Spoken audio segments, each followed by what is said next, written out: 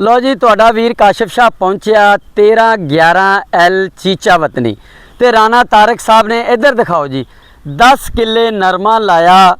वैलवट variety इनू कहा जाता है। 40 तो 50 माने का झाड़ है। 16 मार्च नू ये काश्त किया सीगा।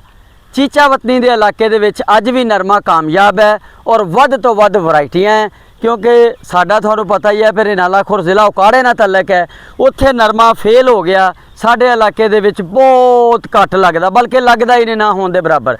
लेकिन चीचा वतनी के इलाके दे विच 1311L 1211L 811L जिन्ना भी इलाका है इत्थे नरमे मुरब्बिया च लगा है और कामयाब फसल है।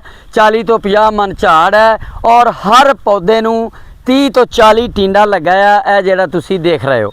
मैं क्या मैं तुहाडे भरावां नू भी दिखा ला। वीडियो नू ज़्यादा तो ज़्यादा शेयर करो। ये वैलवट वैरायटी ऐसी आई है जी कि इहदे ते सफ़ैद मक्खी तो पाक है। हाले तिकर 2 स्प्रे कीते, 30 40 टिंडा पौधे नू लगाया तो इधर ये वैरायटी चीचा वतनी च कामयाब है। अगर साडे किसान भाई उकाड़ा पत्तों की कसूर भी लाना चाहते तो मैं उन्होंने कहांगा कि वैलवट की आपां वैरायटी लानी है। बहुत अच्छा रिजल्ट है, झाड़ बड़ा चंगा है। तो 16 मार्च की काश्त की हुई। वीडियो ज़्यादा तो ज़्यादा शेयर करो ताकि आपां मक्की ते आलूआं दे घाटियां तो बचीए तो वंड के फसलों नूं लाइए ते जिमीदार नूं गुरबत चों बाहर कढीए।